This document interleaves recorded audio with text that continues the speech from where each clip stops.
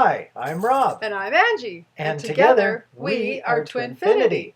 We're twin flames in union who are back to answer your questions for August, which is why we have our little butterflies in the background, because it's August. They're Augusty. Sure. That's all I could come up with. Butterflies are around in August, so they're butterflies. It's going to be a rough night of question and answers because I feel very tired and Rob has had coffee. I've had coffee. And if you just finished watching our 39th story video, you know that Rob on coffee is dangerous. So, it's going to be a rough night. Just warning you right now. As per normal, we have not practiced the questions. We have not even discussed the questions. Nope. So, but you've actually read them. I've actually read them beforehand. You don't normally read them beforehand. No, normally I go into 100% cold turkey. Yeah. So this isn't 100%. I've glanced through them a little bit. And I was just realizing before we started that we actually almost switched colors. Almost always I'm wearing pink and almost always you're wearing blue. So I've got red, which is not far off of pink. Yep. She's got blue. And I got blue. Look at that. We switched roles. And we didn't even plan that. We're also on opposite sides. Well, I always put us on different sides just so it's not boring. We move around. Okay. I'm not always over there. I usually don't worry about whether it's boring or not. It's always exciting on our end. I like to change it up. All right, enough chit-chat. We don't actually have as many questions as normal because I didn't put out a, hey, we're looking for questions kind of message on our TwinFinity page on Facebook. We already had some from our previous question and answer, or after the previous question and answer, people asked questions and we said, yes, we'll answer it in our August question and answer video. And we're a little late on our August. What's today? The 28th of August? 29th. 29th. So, hey, we're still in August by still 2 August. days. Yes. It's been a busy August. Yes, it has. For anyone that's had a busy summer, we get it. So have we. So anyway, questions. Yeah. First questions. Oh, there's two questions built into one here. Yes, there's a couple of those. It says both questions are for you both. So, is being with one another a lot more fun, different, enjoyable, easy, and fulfilling than it was with your previous partners? And how? And why? I guess that would be assuming the answer is yes. Do either of you have any regrets about leaving your previous partners? Well, I see Angie wrote a quick note here saying something about integrity. I think that Angie is trying to comment about how we left our previous partners. Yes, but before we get to that, let's answer the first question. I want you to go first. Oh, here I go. I already know my answer, but I don't want my answer to influence you. So a lot more fun. You go. Yes. Different. Completely. Enjoyable. By far, yes. Easy. No, not really. There's still all sorts of different things on the go. No, not really. It doesn't make it any easier, but the rewards of being together are far, far better. And fulfilling. The fulfillment is on a new scale. It's not like before fulfillment used to be 5 out of 10 and now fulfillment's like 9.5 out of 10. It's a different scale. It's a different style of fulfillment. So yeah, positive. Of course I get myself in trouble with the easy. Well, thank you. I was going to go back to that. What do you mean it's not easy? What do you mean? Well, they all want to know too, so I'm going to ask for them, and I'm asking for you. Okay, so let's go from dealing with the challenges of individuals. Oh, yeah. Previous karmic. Backwards. I don't know if I'll ever get used to this backwardsness. Oh, probably not. Okay, I see, sorry. I probably shouldn't have touched the computer because now our love looks like it. Oh, no, it's it's okay. the top part. Yeah. Don't mess with the love! I'm still trying to get to easy. Sorry. We warned you. It's not the cheese easy. Come on now. We're not going to go there. This is me on coffee. Okay. We warned you. Previous partner, difficult and challenging, domineering. that requires a different skill set of dealing with. And it's not easy. A lot of people have challenges similar to that. Angie comes along with a completely different set of challenges. Oh, thanks. Like HSP. Yeah, for example, we're going out with people, or let's say we're headed out to something like, even just something like a round of golf. Yep. Are we able to golf by ourselves? Are we with people that we know, or with people that we don't know? I don't like golfing with strangers. How are things approached that way? What if Angie has been on the computer all evening communicating with a bunch of people, and I come home with a bunch of stories to tell, and she has just closed the computer and is ready to go crawl into a dark room and hide and recharge, and I got a bunch of stuff to say. So that could also not be easy. Just as a thought. She can't say it's completely easy. What if I come home and I've had coffee? What? Okay. Can I tell them what I did when I found out you had coffee? Well, first of all, it took me an extra 45 seconds to get my welcome home hug, because I had to chase you all the way up to the main floor of the building instead of from the basement where we first met. She just turned around and ran upstairs like... I turned the light out on him, and too. turned the light out on me, too. Just to be a brat. I'm like, you've had coffee, that's it, I'm leaving. And I turned the light out and I left him in the basement in the dark. It was really funny. Hi, I'm all excited. Oh, yeah, okay, I had a little bit of coffee. Dark, gone. That's the next response I have. Okay. Still not bad. I still caught up to her. Still got my welcome home hug. Yes, you did. You always do. By the way, if you hear jingling in the background, it's our dog walking back and forth. Say hi, Cookie. You can get it over with now. Cookie needs a haircut. I just got one. She still needs one. Hey, so she's all furry. In a couple of weeks, I'll need a haircut, too. Wet, too. What did you... Oh, you just had a drink of water. Oh, I thought you just came in from outside. No, her face is all wet. Oh. Sorry. Okay, you're famous now. You can go away. Okay, you can go play now. No, I didn't say lick my feet. Thanks. Okay, your turn. First part of that question. Okay. Is it more fun? Absolutely.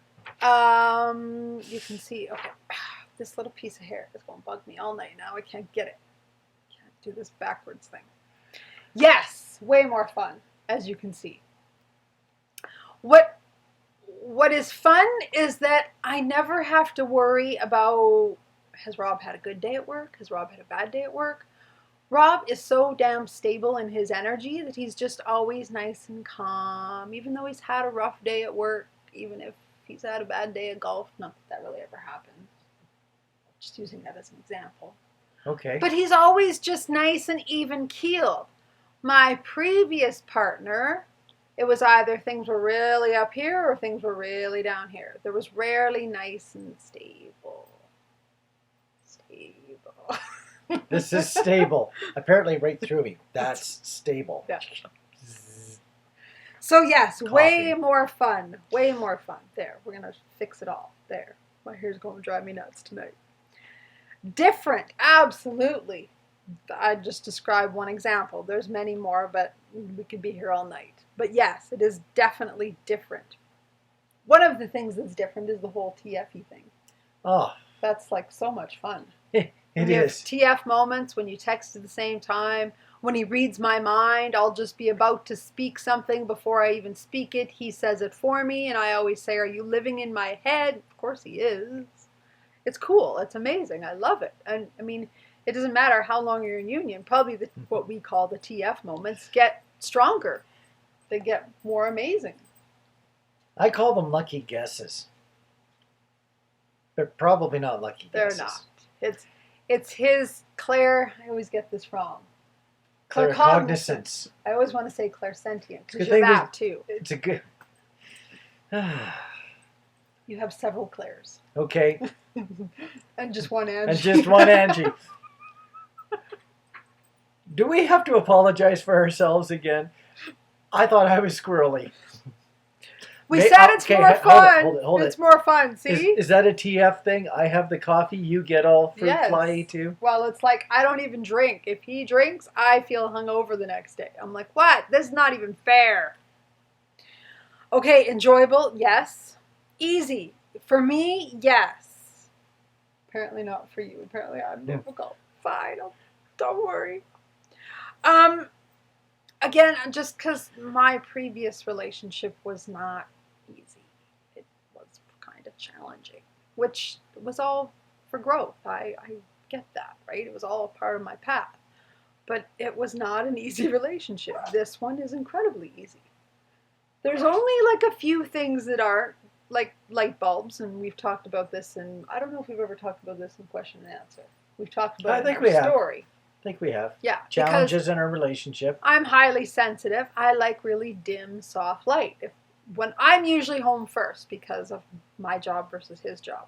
And when I'm home alone, it's usually dark in the house because it's just the way I like it. When Rob's home, there's lights on everywhere. I always tease him and say, oh, can tell Rob's home. There's a light on in every room. Yeah, pretty much. Yep. Just one light. Like the rooms that have 5 lights in them, sometimes they'll only have 1 or 2. No, the bedroom, the bathroom light will be on. The light by your bed will be on. The light in the closet will be on. Sometimes the light by the window is on. I'm like, how many lights do you need in one room? See? It's easy. It's much easier. That part's not easier. When I brush my teeth at night, I like to do it with just very subtle light. Rob likes as light as possible. I'm like, well, do you need to see your teeth? Like, you know where they are. Yeah. Can't you brush your teeth in the dark? Do you want toothpaste all over the counter, or do you want the toothpaste on my toothbrush when I squeeze it out? Okay, so lights, not much easier. Highly sensitive versus not so much. Yes. Yes. And yes, I can understand how the highly sensitive is hard for you because I'm very particular about how much I can handle with energy. Like if I have a few social nights in a row, I'm done for the rest of the week. I'm done. Yeah, we forecast a busy week. I sometimes forecast a shorter evening or two, if possible, just because I know Anne's just going to need that. Yep. Or, how about this? If she has a whole evening off, maybe I'll plan a bike ride just to be out of the house so she can have the whole house to herself. Yeah. Give it's her not that I don't Cookie. love him. I just thoroughly enjoy my time alone. I'm an introvert. Us introverts and empaths and highly sensitive people, we just need that. Yep. Fulfilling. Yes, absolutely. So how and why? Did we answer all that? I think we got the how and why. Okay, good. Wow, Cookie's all squirrely now. That's 3 of us now. They're all squirrely. Just, whew. She had a former squeaky toy where the squeaky had died. We tried to hide all the squeaky toys from the dog who halfway through a video squeak, squeak, squeak. That wouldn't work. She's like running all over the place. Okay, do either of you have regrets about leaving your previous partners? No. Yes.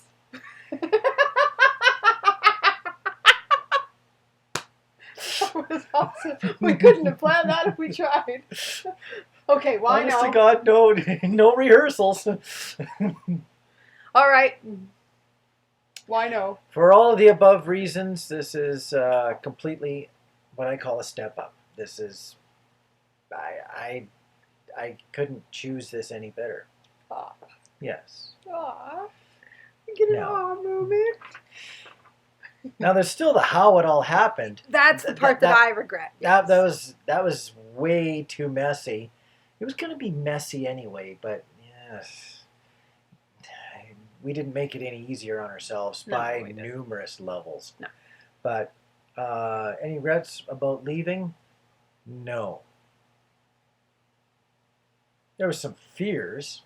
Oh, lots of those. But I think it was pretty important. Watched our recent video. You know all about the fears.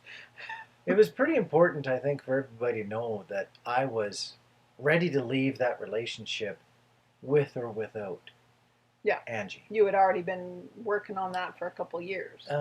Actually, about 4 years. This is when I had the first thoughts. The thought of twin flames, though, when it came into being my reality, it was just a very strong catalyst. It accelerated what might have taken another year yet.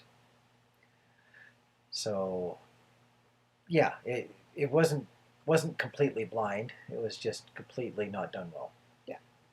And I don't regret leaving, but although I wasn't really the one to leave, in emotional sense I was, but he's the one that left physically. But I don't regret the ending, I just regret how I did it. I didn't do it with a lot of integrity, and if I could go back, I would definitely do it different. And I was thinking when I read this question, how almost every single question and answer video, we somehow have a discussion about our previous relationships and how we left and the regrets and all of that. It's funny how it almost always comes up. Well, that's because so many people are in other relationships. True. And there's going to be some regrets and there's going to be some missteps. It's almost inevitable. Some people might have a real easy way out, but since when is a breakup of any type easy? Sometimes maybe a little physically easier, but then it's emotionally hard. Sometimes it's emotionally a little bit easier, but then there's complications, the house, the kids, the furniture, the cars, who gets what. There's just always challenges. My only advice is in leaving is to do it with respect and honor and integrity for everybody involved. Not just you, not just your partner, but your twin and their partner.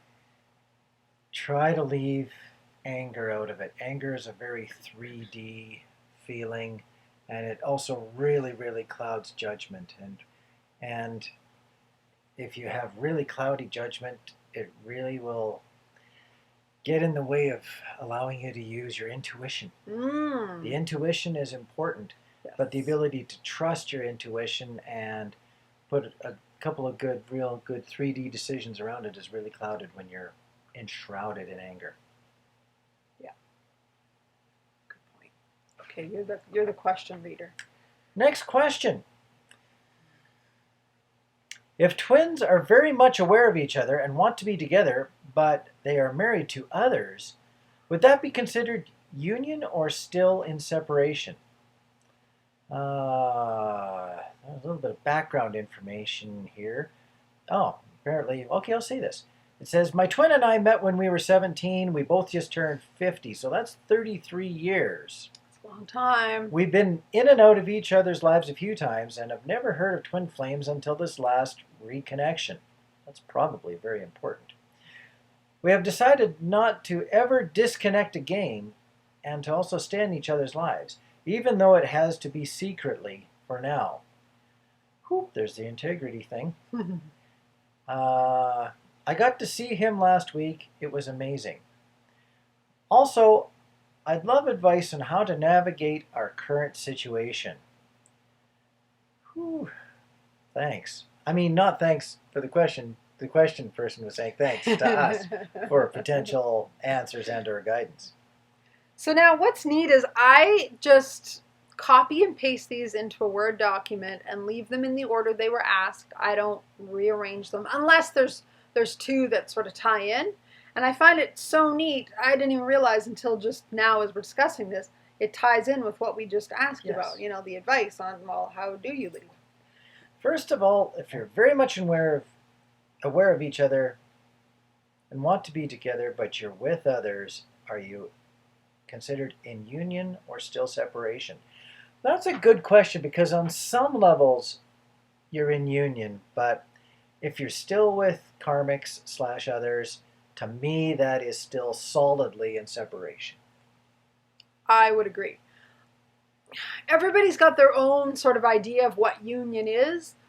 My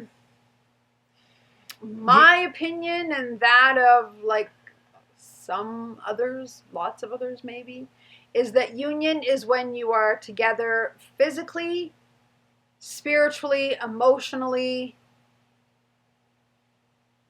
That's good enough. You don't want me to say any more than that? No. Sexually? Oh, well. We'd call that physically. Oh, yes. Well, no, I mean physically as in like living together. Intimately. Okay, there we go. That works. In all of its different levels of intimacy. Yeah, no, that's actually a perfect word. Yeah, when you're together intimately on all the levels. I was going to comment that to me, union is not just being in the same house, in the same structure. No. But it's also being connected and functioning in union. Yes. Not just being together, but actually working in harmony, working with some form of success. That's perfect. So, and I don't want to define success, because with challenges of coming into union, there's going to be likely some challenges there. But still, stepping forward day after day, week after week, month after month, seeing progress, even if progress is still just hanging on by your fingernails and knuckles and not losing ground, that to me means you have achieved union. Then you can work on becoming more stable in union, or more functional, or maybe having more growth in union, becoming more confident in union. But you have to be really functioning on all the levels that Ange mentioned, I think, before you can say you're truly in union.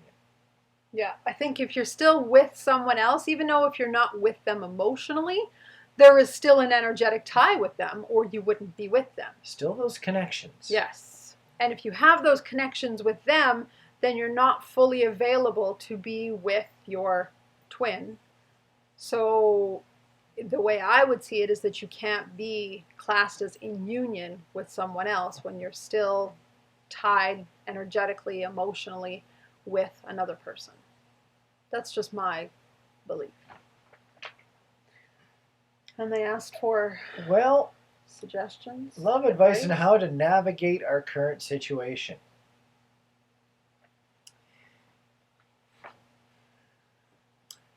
That's really difficult, because it's already been stated here that where's the words? Wow, they just disappear. We have decided not to ever disconnect again. Well, that is one of the many steps. When you've decided that you're going to have a certain level of commitment or friendship. So from that point of view, it becomes mutual as you step closer and closer, if stepping closer and closer happens, to getting into union as per what we defined earlier. So how to navigate the current situation? I would say follow your intuition, follow your inner guidance, and if you're using my exact words, I don't even need to speak anymore. And if they say, hey, it's time to make a move, then throw in a little bit of that integrity and a little bit of that caution and compassion and caring and still love for the people you've been with, and make the step into union. But how to do that? You need to be ready on all levels. If you're really afraid to do it, then maybe this is not the time. If you have fear, but it is mostly overridden with something that I would say would resemble excitement, that's a lot closer, because excitement is a much more positive feeling. It gives you a far better foundation to lead from. So if it's like going on a vacation, as you're getting closer and closer, you're 1 week away from a vacation. If it's getting to feel that exciting to have that person, your twin, in your life as much as they are, but there's a chance that they can come closer and they're feeling the same way, then it's time to make the move. Excellent answers. The only thing I would add, and it's not even really something you can do, but how do I want to say this? When it's time for change, you will feel it and you will be given the guidance, and things will open up and things will flow. Your partner might be the one to say, hey, you know what? This isn't working anymore. Like, it's time to move on. I was lucky enough that my partner was the one that did that, because I knew I couldn't be the one to initiate it just because of the dynamics of the relationship. And he obviously could feel it. So energetically, Remember that we are all connected. We're not just connected with our twin. So when the relationship's ready to move and things are ready to shift, you're going to feel it. Your karmic or whatever relationship, soulmate, I can't remember what they said, but whatever it is that you're in, they will feel it as well. And things will start to shift. Things will start to happen. Doors will start to open and doors will start to close. So just like Rob said, follow your inner guidance and it will propel you down the path that you're supposed to be. Yeah, I totally didn't take the thought of doors being opened for you, the signs, the signals. I really like that. I like what Angie had to say on that for sure. Because it's often not just all contrived by ourselves. No, it's definitely not. Given hints and clues. Yeah, there's a few of those too. Yep.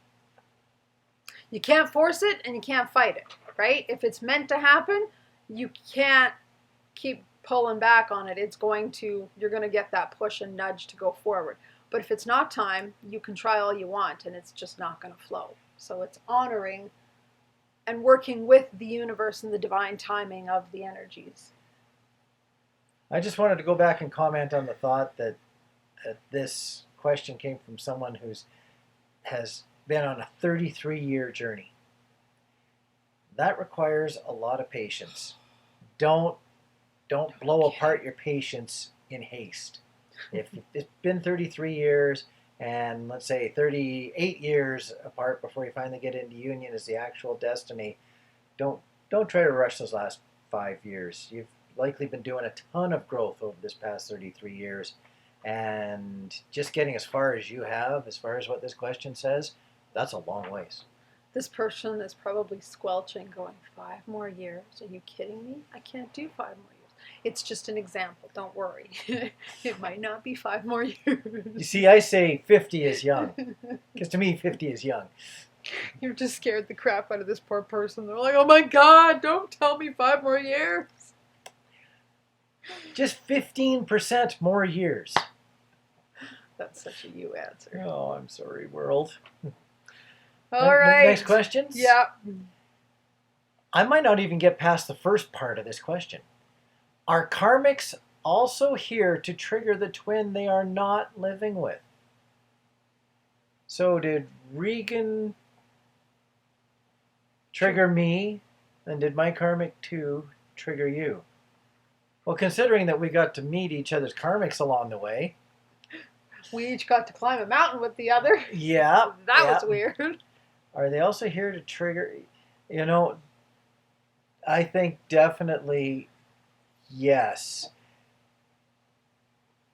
Not that I have any real problems with Regan, but after meeting him, I felt a certain degree of confidence that I would be okay in Angie's life as well. It wasn't a case of being able to compete or being able to compare or anything like that. I just felt like it reinforced the thought that I could be someone who Angie would be comfortable with.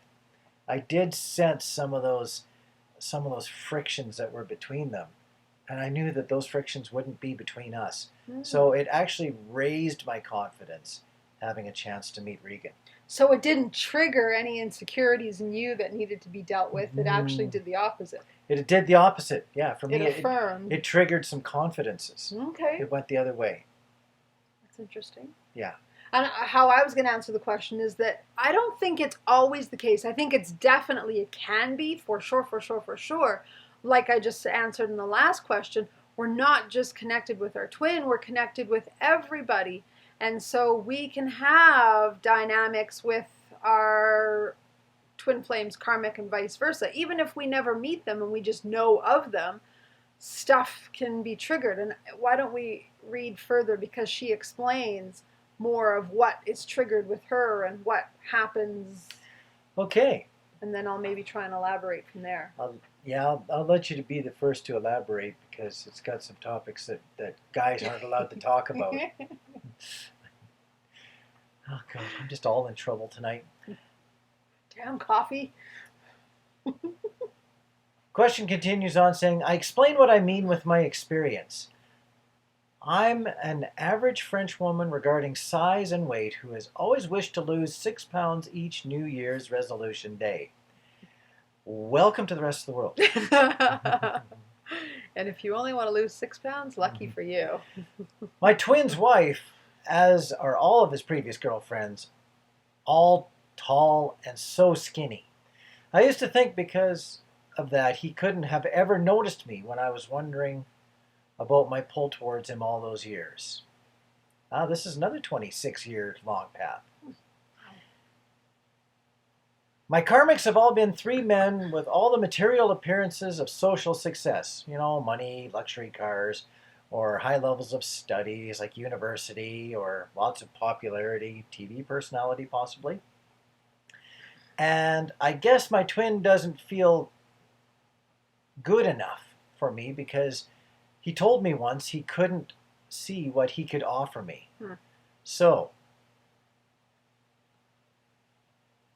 the person asking the question feels that they're not tall and skinny enough to be noticed by their twin. Their twin feels that they are not significant enough to replace all the high energy, high popularity, or highly successful style of people that she's been with. That's... Poof. And see, what I love about this is one of the things I often say is, like I just said, we're not just connected with our twin flame, we're connected with everybody. But same thing in terms of mirrors. It's not just that we're mirrors and our twin flames are mirrors for us. Everybody is our mirror because we all come from the same place. We all are part of the same energy. So we are going to attract what we need to work on. Like energy attracts like energy. So if we have an issue with weight, for example, insecurity around body type, we're going to attract people that are going to trigger that. Why? It's not because they're jerks and we just keep attracting people that drive us crazy. We attract it because it's our mirror to let us know where we still need to work, where we still need to grow. Once it's no longer a trigger for us, we don't even attract those kind of people.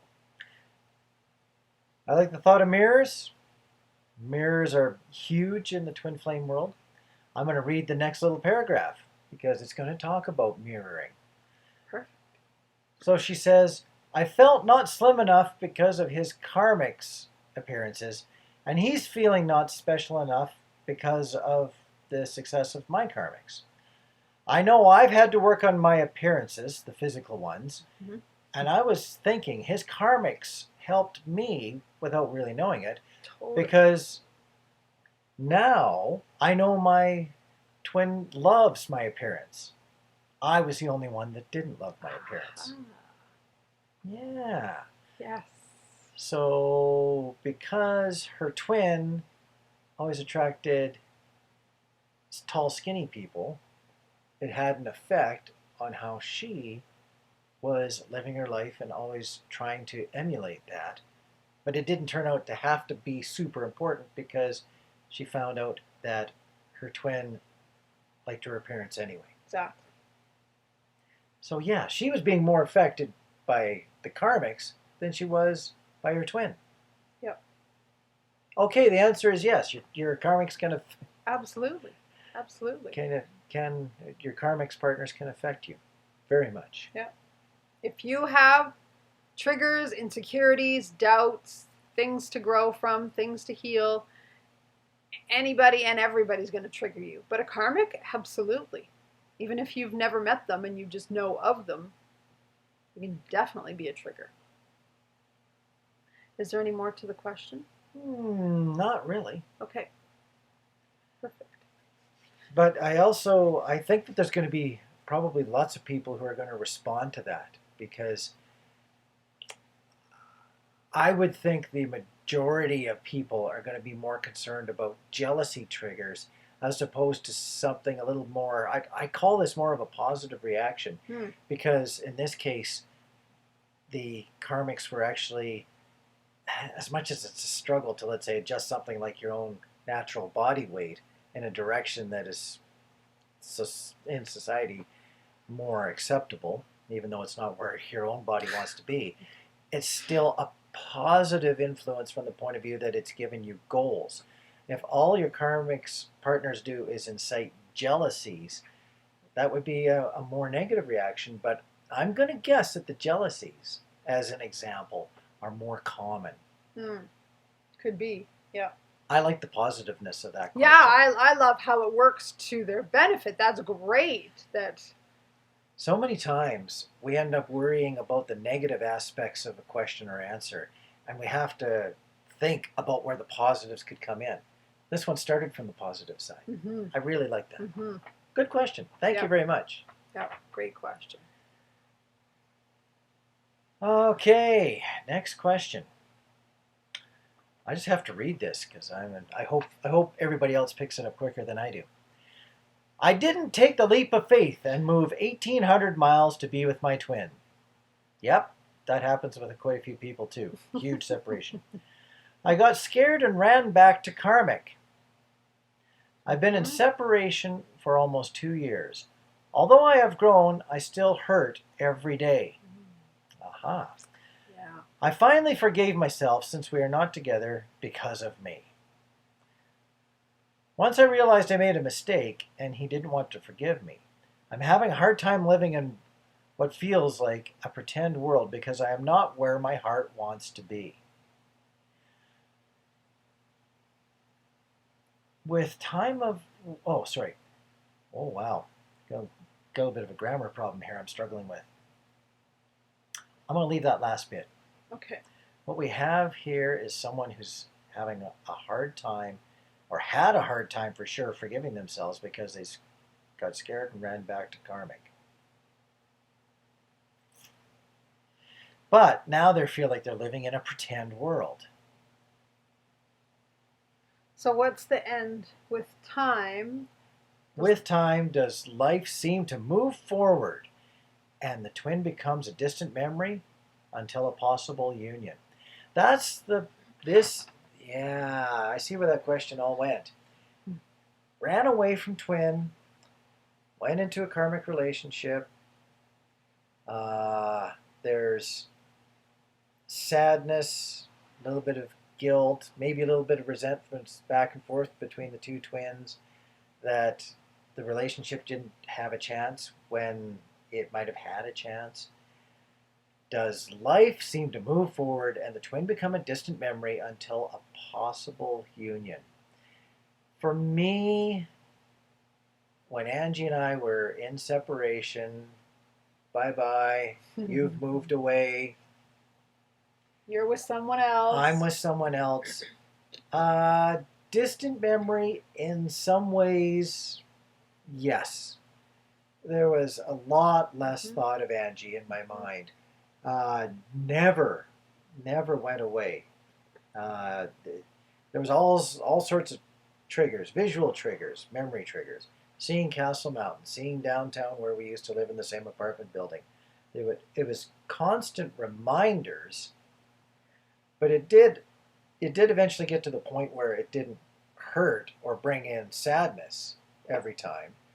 But if anything for me, it brought in curiosities. I wonder how Angie's doing. That thought would hit my mind.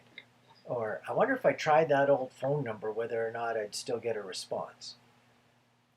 Those kind of thoughts hit my mind. But yeah, there was a fair bit of what I would call time heals all wounds. But distant memory? No. Frequent, still somewhat dim, but frequent memory. That was my experience. And that's, for us, we didn't know we were twins, so that made it easier. When you do know you're twins, I don't know if it can ever just be a distant memory, because you consciously are aware of this connection. Okay, well, I just put myself in a different, somewhat parallel universe in my mind. And I tried to imagine, for example, Angie and I go different directions today. I would think of her strongly every day for the rest of my life. Completely. There's just no way around that. So for those of you who know that you're twins, but you're not together, you're a long way apart, maybe one or both of you have ran away from each other, Yeah, I can definitely see where the world you're in would feel like a Oh, pretend world because you know that there's a world where you, here's a guilt word, should be. I don't like guilt and words. want to be. You want to You be. want to be. Oh, got a little ding on our computer. No. We'll ignore that. While I answer this question, could you be kind and throw the dog's ball? She's really just waiting for you to do it. Yeah, I'm being summoned by the dog.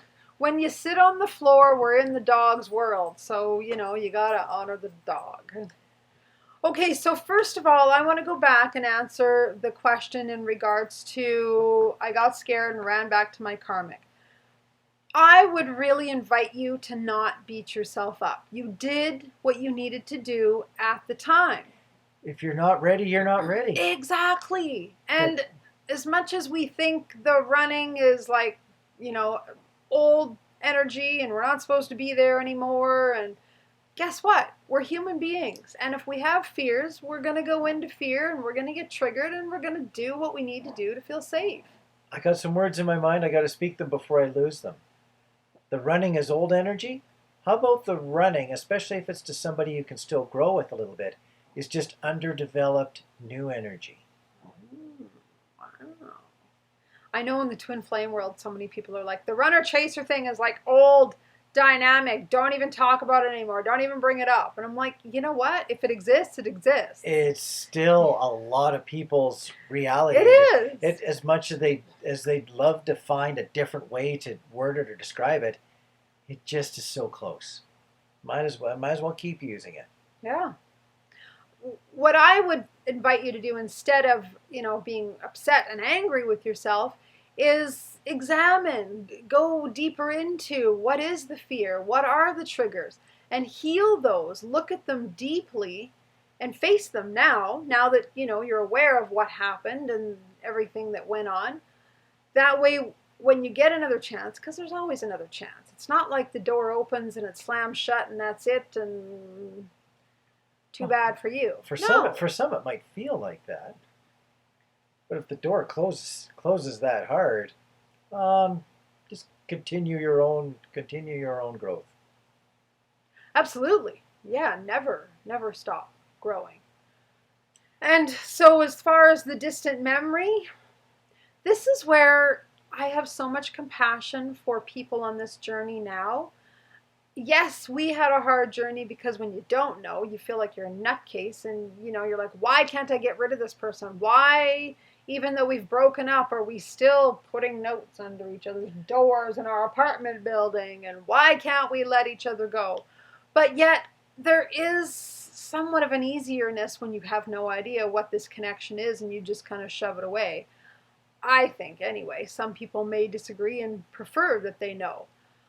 I think it's harder when you know, because now you know that you're always connected with this person. And when you're not with them, you long for them, because not only does your soul long for them, your mind does too, because your mind knows what's going on. So, in answer to your question, will they become a distant memory until possible union? I would say no. Everybody's experience is different. I'm just going by my own experience. Once I knew and realized back in 2012 that we were twin flames, it made things much harder for me. Much harder to know and not be together. He was on my mind all the time. Everything reminded me of him. Every song, just everything. It drove me nuts. I was going to make a couple of comments, but I don't want to be in direct opposition. Go with for Angie. it. No, it's okay. Because Sometimes separation can be almost like a resting phase. Yeah. Where you are growing on your own, but taking a breather from the intensity and the stress of being somewhat in the realm of being able to lead to union. If it's just not really possible, you can let those emotions just take a break, take a rest, let them resort themselves out for a while. Yep, very true.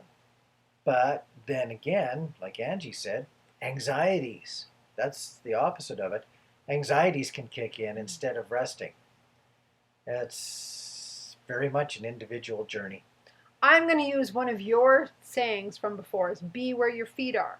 In other words, be present to where you're at. If you're feeling the other person, if you're longing for them, if you're missing them, feel those feelings rather than trying to shove them down and ignore them and stop remembering, because you can't. You can try all you want. And one of my favorite quotes is, what you resist persists. What you look at disappears. So go into the feelings. If you are feeling the frustration, the beating yourself up, the upset, all of those things, the missing the other person, whatever it is, feel them fully, honor the feelings, and then release them. The more we try to resist them, the more they try and come up, because they need to come up to come out. So just go with them. That was a really long answer. Hopefully it was helpful. I liked it. I just sat here and lapped it up. Okay, good. I'm glad you're lapping it up. What you resist persists. It's one of my favorite conversations with God sayings. I love that one. Oh. I guess obviously I didn't turn over the paper and read the questions, because all of a sudden I'm reading stuff I haven't seen before. Okay, so I read half of them. We have 2 more questions. That's only 2? That's only 2. I see a lot of question Well, marks. it's multiple questions within 2 questions. I just saw the next one after this one. Okay. I'm gonna have to prepare for that one. This question: during separation, have you ever woke up one morning thinking of your TF? From a point of, oh, I think I don't love him or her anymore. It's over now. And feel surprise, relief, and sadness all together? Yes, I was there many, many years ago with you. Where you just went, oh, it's just kind of over. That solemn resignation of not having to think about it anymore. Yeah, it's like where all the energy goes away and you feel almost relief. Like, oh, I can finally let this all go. But then it comes back. At least it did for me.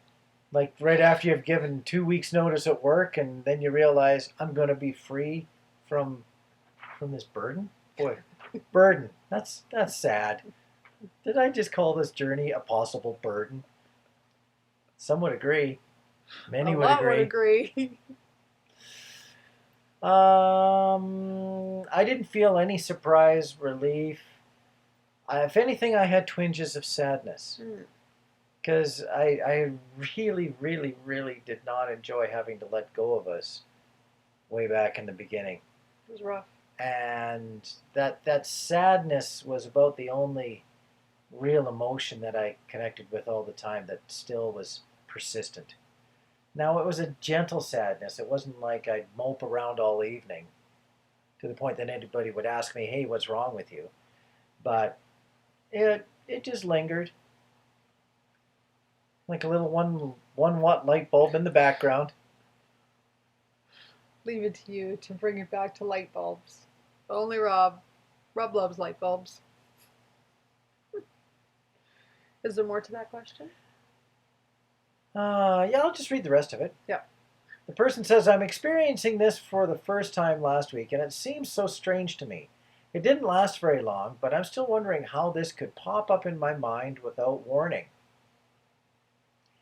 Something as simple as your twin thinking of you could bring them back into your mind, but then you override it with the thought of, well, they are gone, so therefore, nice thought, but they're gone.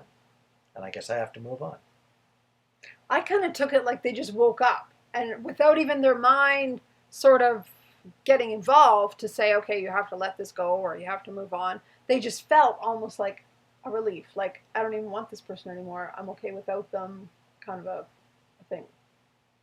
Angie writes little notes in the comments. Soul surrender. Yeah, what did I write? Soul surrender. Oh, yeah. That's, yeah, I said it could be, what did I say? I can't even remember what I said now. She read the question. It could be that you're feeling your twin and what they're feeling. It could be your ego, although I don't necessarily think it would be your ego, because if you're just sort of waking up, when we wake up and we have certain feelings, they often come from a deeper place than ego. Yeah, ego kicks in when you think about it too much. Exactly. And that's why I also put it could be soul surrender. So when you're in that state of half awake, half asleep, your ego hasn't sort of taken over your day yet. Yes. Your logical, analytical mind, your kind of monkey mind. So your soul might be in that place of just everything's okay, just release, let go, and you're in a place of surrender. So that could be a potential reason why you've experienced that as well. Ooh. Yeah. Now it's this next one that has multiple questions, and I did kind of break them out so it would be a little easier to read. I'm just going to read the whole thing. Okay. Okay, I'm going read to read the first third of the whole thing. Hopefully I can get this right. First of all, it's hi, Angie. Okay, I get to read, you get to answer. Everybody ready? I was trying to understand between 5D manifestation and 3D manifestation and had some questions. Okay. If we feel anything, then it is happening in the 5D or has it happened already? Are the events in 5D linear and parallel to 3D? Like, if I have seen a vision, then does it mean that it has already happened in 5D and at some point it will happen in 3D? I'm glad you get to answer this. Why do you think I have notes? How far can these realizations, epiphanies, or dreams can be from... I want to say that again. How far can these realizations, epiphanies, or dreams be from 3D manifestation? Do we have control over changing the 5D events? Can we postpone certain events or avoid them from happening? I'd like to have first run at that last little bit. Okay. Do we have control over changing 5D events? In 5D, nothing is really completely set. There is all sorts of different options of how things can play out. That is where manifestation can kick in. I both agree and disagree, but I'll let you finish and then I'll cookie. Hey. Enough. We have a dog that likes to lick her paws. There. Give the dog something to do. Oh, give the dog Okay, so I'm going to read these one at a time. Or are you going to finish your comment first? No, I was pretty much done. Okay. We got distracted by the dog. We're okay now. Yeah. Or at least I am. If we feel anything, then is it happening in 5D already? Or already happened? If you feel anything, it doesn't necessarily mean that it's 5D or 3D. It's just your feelings. Because we are, well, I guess I shouldn't say it that way. It is very much a 3D. Because we are 3D beings in this realm, we're experiencing our humanness in a 3D realm. Whatever we feel can be part of a 3D experience. Does it mean it's happening in 5D? Not really. I mean, it can. But it's usually just our human experience that we're feeling. So I would guess maybe I need to ask for more clarity on that. If I feel anything, then is it happening in 5D? I'm not sure if that means if you're feeling like something's going to happen, does that mean it's going to happen? Or are they talking about feeling as in like, I feel sad. So does that mean I'm going to feel sad or I'm already feeling sad in 5D? I don't fully understand the question. Any thoughts from you? Yes, I guess this all would kind of require a little bit of very deep defining of the difference between 5D and 3D. I'm going to give 3D and 5D a very basic definition. 3D to me is like humanness. What we consider real world, I considered the illusion, because it's really the illusion. It's like a game that we're playing on. It's a stage. We're like actors that are on a stage. 5D is who we really are, the soul being, the essence of us that is eternal, that is here long past this human experience and has been long before this human experience. That's the quick, short version. Are the events in 5D linear? and parallel to 3D? No. I don't think so, but I'm not prepared quite yet to answer that question. I'm almost meditating on that answer, because I don't have 3D words to express. Where's Dio when you need him?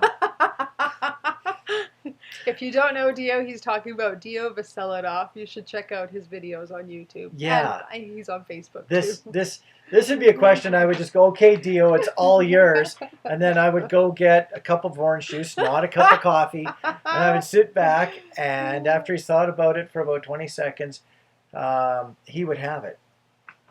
Okay, so I'm going to answer this next question. So 5D is not linear, and this is where it gets tricky with our brains, because agree. We're in a human sort of construct right now. We see things as A, B, C, 1, 2, 3. Time exists. Whereas in 5D, there really is no time. Everything is now. Past, present, future is all right now. Every life you've ever lived, we're actually living right now. I know it's hard for the brain to understand, and that's why when we come into this illusion, this game we call Earth, this humanness, we sort of put rules in so we can understand things in a more logical, flowy, linear way. But 5D does not work that way at all. 5D, everything, every potential that could be is. So for example, even in your day to day, if you had 5 choices you could have made, and you made one choice, so you're saying, okay, well that's the choice that I made. In 5D, all of those choices exist. So you made one choice as one part of your being, you made another choice, another choice, another choice. You made all these choices, and you're living them out all at the same time. I know it's hard. It's like quantum physics, and it's tricky for the brain to get it. Okay, I'm going to say it my way. 3D is like having a bowl of alphabet soup. Rob and his analogies. He was told he should write an analogy book, Okay. and I totally agree. Okay, when you look at the bowl, it's got alphabet soup in it. The bowl has barriers. It's got surroundings. The soup is in the bowl. 5D, all the letters are still there, but you are in a room and all the letters are floating around you. There's no liquid. There's no real true boundaries, and you can pick the letters as you choose, as opposed to just lifting them up randomly with a spoon like you would out of a bowl of alphabet soup. There's Wow, that's deep.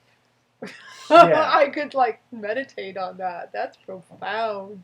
So yes, I'm sitting here right now imagining letters of alphabet soup all just floating around me. Wow.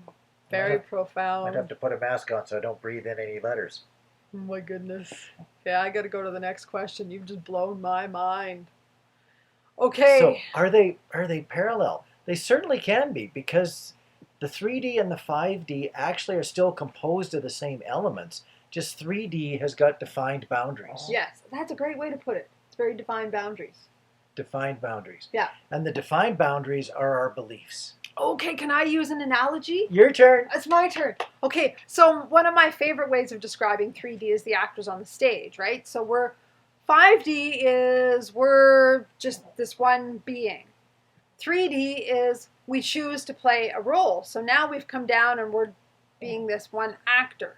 So you could look at 5D as we're all of the roles we've ever played. We're the actor that's played every single role. But in 3D, we're just this one role. We're just playing this one character. So it's kind of like your alphabet soup. In 3D, it's all a containment. Now I'm watching our time because it's just coming to an hour and our computer's going to do something weird. Yeah. Yeah. So I'm conscious But the 1 of hour, that. the 1 hour the screen goes dark and we think we've lost everything. Yeah, but we haven't. So 3D is like there's what did you call it? Not barrier, but a boundary. Boundary, like a container kind of thing. We believe that we see the alphabet soup in a bowl. Yes. Yes. Because it's supposed to be in a bowl, right? Yes. Whereas 5D is, it's just all big. Around us. Yes. Yeah, I like that. Very, Okay. very good. Okay.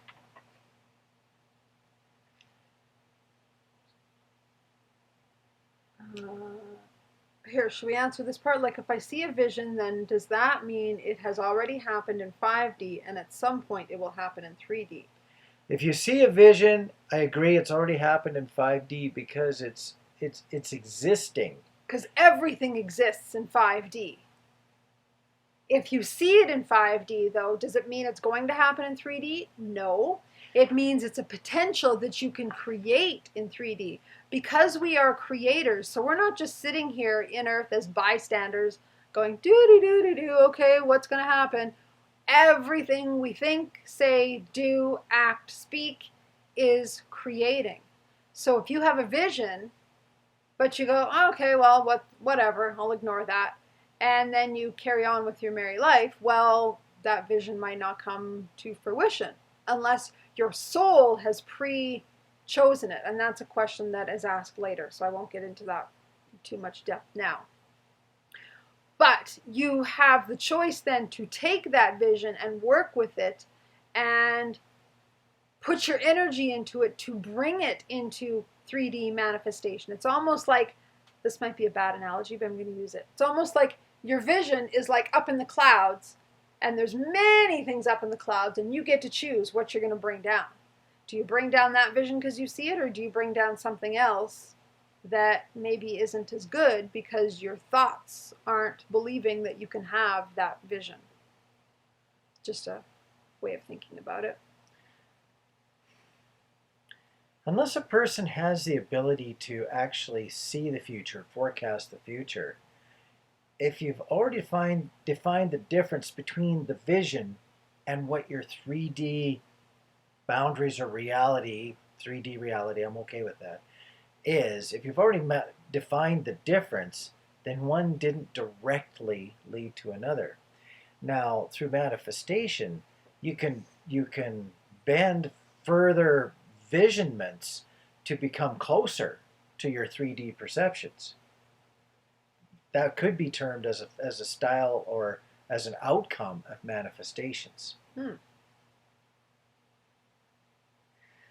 Okay.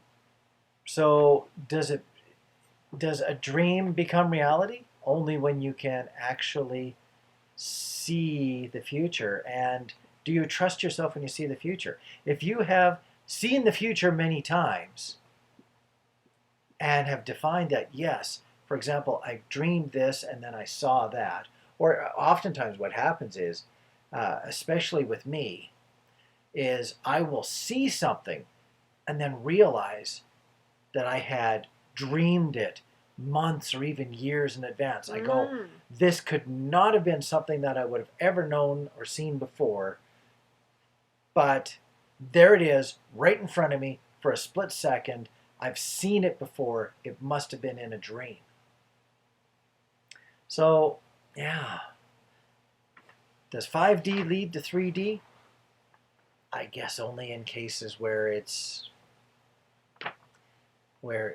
either a gift or an ability to manifest.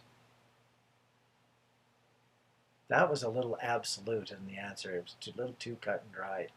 But that's because the question's really, really tough. Every potential exists in 5D. It's just either what we are consciously choosing to create that we can bring from 5D down into this 3D Earth, or what our soul has already pre-decided for us. So sometimes we have choice and sometimes we do not, because we've given up our free will as a human on some things because our soul has decided that's the path I'm going on. Again, it's tricky to really grasp some of this, but it's always knowing that you are never a victim, you are always a creator. It's just what level are you creating on? Are you creating from soul level, where it's sort of predestined? Are you creating on the conscious level? Are you creating on the subconscious level? Most of the time, we're creating on the subconscious level from pre-sort of what's the right words? Our sort of childhood beliefs that we're not even consciously aware of. So we're often creating from negative thoughts, beliefs, patterns that we're not even conscious of. So the first thing is to start becoming conscious of what you think, what you believe, what you say to yourself, what your inner talk is. So if you're always saying, God, I'm stupid, well, guess what? You're going to create more of that. So many people are unaware of their self-talk, and then they wonder why their life kind of sucks. It's because they're creating it. The more you think it, the more you create it. We actually just finished doing a video where we talked about consciously manifesting. Our video number 39, we talked about how I shifted something huge in my world by consciously creating and changing my energy from fear to love. So it is possible to do. It does at first take a lot of effort because we often come from paradigms that we're not even consciously aware of fear and doubt and insecurity, because we've been taught those as we've grown up. So it takes time to shift all that. I'd like to also just comment a little bit more. Do we have control over changing 5D events? I'm going to pick on that because it's made with the English language. Just a little bit. I'm actually, I shouldn't say pick on, I'm actually having fun with this. Okay. If something is an event, it's already been realized in 3D. Right. So a 5D event is almost a bit of an oxymoron. 5D is where creation happens. An event is where perception happens. Oh, that's good. Perception. Perception. And I would also use the word experience. Because an event you're experiencing. In 5D, it might exist as a potential, because everything exists as potential in 5D. You can spell anything you want from that alphabet soup that's floating all around you. Yes. That's brilliant. I love that. Okay. So do we have control over changing 5D events? We might have the ability to manifest 5D opportunities. Yes.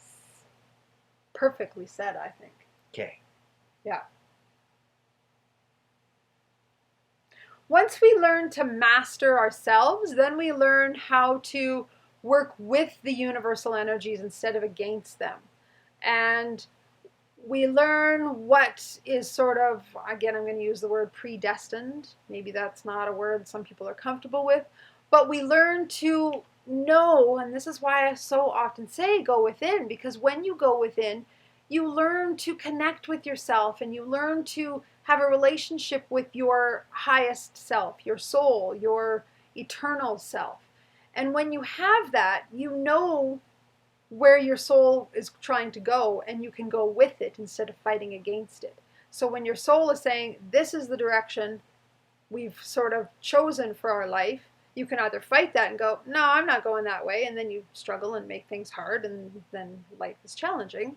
Or you can go, okay, soul, I honor you. Let's go the path that you want to go because I know it's the path of least resistance. It's going to be the better path for me.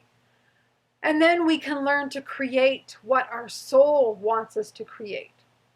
Now, there's little things like, I want to create this dress that I like. I want to manifest. For example, I'll use a personal example.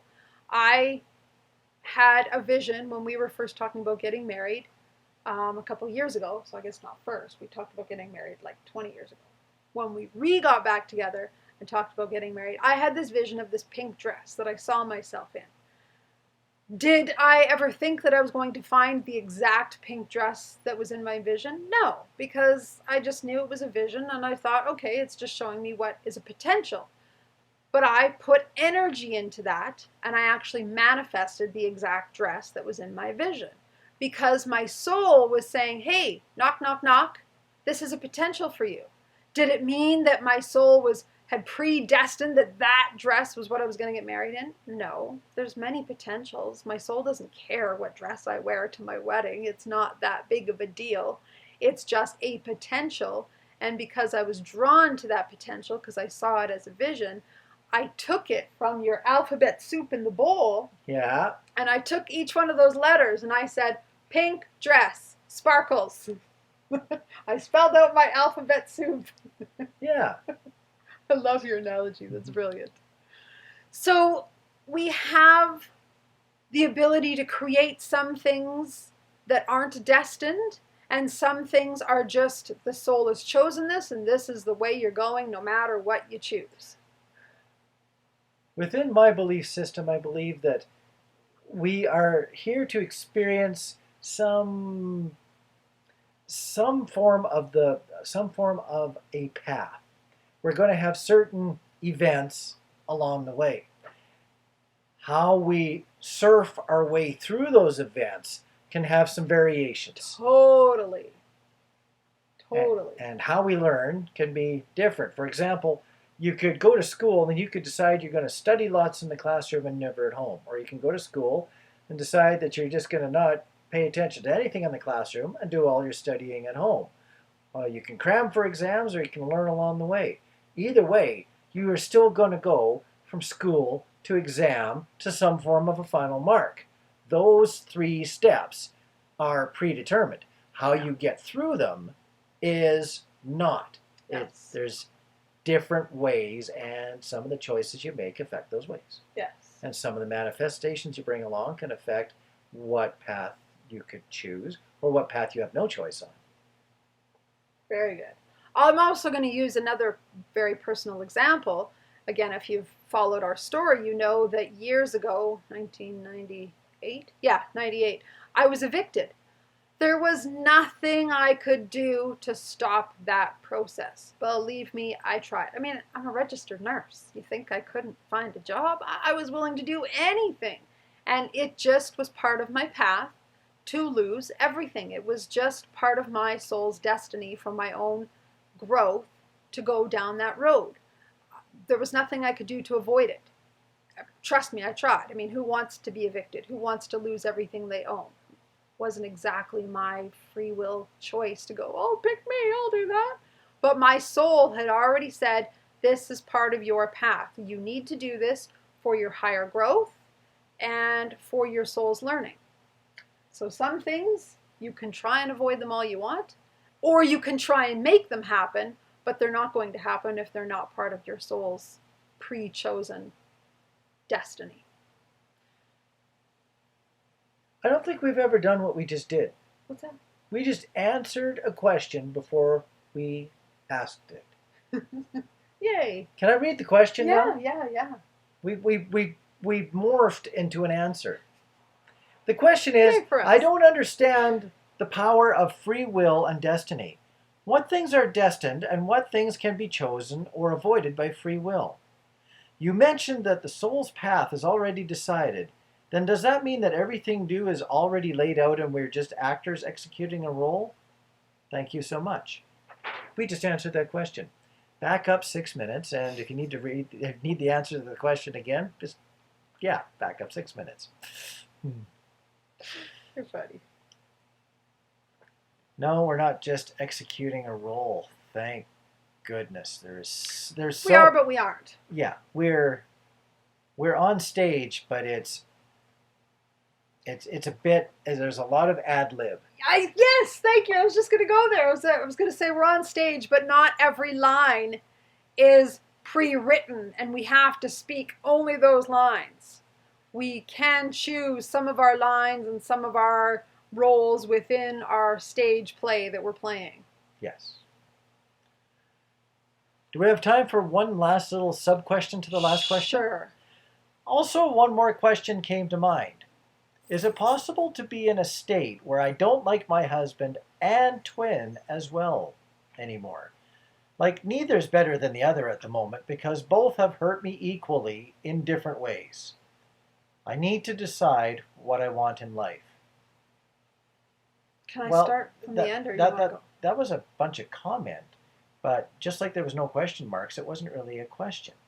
But I need time to decide what I want in life. Yes. There's an answer to the question right there. If there was a question in there, there's the answer. I love the last statement because it's so perfect. That's exactly it. Because these other people in your life are playing their own role. It's for you to decide what role you want and what you want in your life. What kind of energy do you want in your life? Once again, we are creators, right? We are creating on all sorts of levels. So it's not like you just sit back and go, well, my soul's figured it all out for me and I have no choices. No, you have lots of choices. Lots of choices. And if I can just go back to your comment about you both have hurt me equally in different ways. Once again, everybody is our teacher. Everybody comes into our life to mirror us. So if you have two people that have hurt you, what are they teaching you? What are they mirroring back to you? What within you needs to change, grow, heal, evolve? They have both hurt me equally in different ways. Mirrors reflect an equal amount of what they see. You've got two mirrors that have both hurt you equally. So what is it that your mirrors are trying to teach you? Yes. What are they reflecting back to you that's within you? What are they reflecting? They have both hurt you, probably in the very areas where you need to work on healing. Exactly. Because that's what mirrors do, is they hold it up and go, this, see this? Don't hide from it. Don't run from it. Look at it. And mirrors don't hide anything. No. Again, that's another topic that guys aren't supposed to talk about.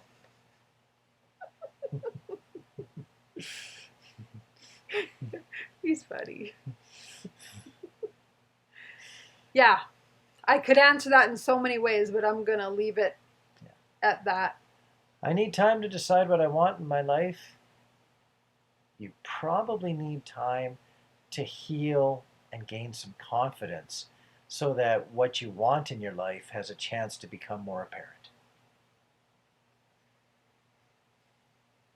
Yep. It's too bad that we all have all this work and healing to do. It sort of doesn't seem to end.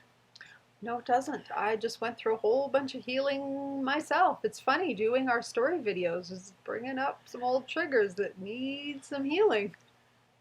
But also, when you get in a stage of your life where you have an experience where your confidence is boosted, try to tuck that away. Even if you have a confidence jar, every time that you have something that's nice. that you feel good about, that you go, aha, that's great, I can keep this. Don't let go of it. Maybe write it down. If you have troubles remembering the positive things that have happened to you in your life, or the times that you feel good about yourself, or the time that you've had some reassurance or affirmation that things can go right, write them down, throw them in a jar, and when you're feeling like life is just dumping all over you, pick those pieces of paper back up out of that jar and read a few of them. You're going to get so many comments about that. That's brilliant. I love it. A confidence jar. A confidence jar. That's beautiful. And when you get He's enough, so smart. When you get enough confidence, one of the things that confidence brings is the ability to have more trust, not only in yourself, but in the world around you that allowed that confidence to exist. Yes. So when you start to gain more trust, then when you get signs that are from a higher level than 3D, you can usually start to trust those a little bit more. And then the decisions and what happens in your life, or deciding what you want in your life, slightly different but a lot the same, become a little bit easier to follow, to go with the flow, as opposed to questioning or calling them absolutes, plan A versus plan B. Brilliant. Love it. You're so smart. I would say thank you, but many people might not necessarily agree with all that. But that's why we have comments. That's why people give us comments. That's right. We give feedback. It's all good. Did we just run to the end of the page for the did, first time but it's ever? Also an hour and 19 minutes in as usual. So we're going to have to say goodbye to these poor people. I know some of them have popped their popcorn and are enjoying this long video, and some are like, oh my God, do I have to watch a whole hour and 19 minutes? I understand. I don't like long videos either. So I get it. But yet our question and answer videos tend to run a little bit longer. They do. I'm sorry. And I still find them a ton of fun. They are. But we're going to say goodnight now. It's time to say goodnight. Thank you very much. This has been the August question and answer video. Looking forward to doing September's. Yeah. Hopefully we don't cram it right into the end of the month again. No, we'll try not to do that. Yeah, we'll try. I'd like to predict, there's a 3D bit, I'd like to predict failure, and it'll be right near the end of September. Or we could create success. We could create success and choose mid-late September. We have no time left, so I'm going to just make this very brief. If you are not watching our story videos and you have not heard this, we are doing a twin flame / divine partner. I was going to say divine counter partner. No, divine partner workshop in Banff, Alberta, Canada on the October 1st or 1st of October weekend. So it's October 5th, 6th, and 7th. More details will be below, or you can message us if you want more details. Or on our Facebook TwinFinity page, there's more information. There we go. Yes, we'll leave it at that. And we love you guys. We absolutely so enjoy connecting with you. And we were going to say goodnight. Have a good night. Catch you next month. Bye.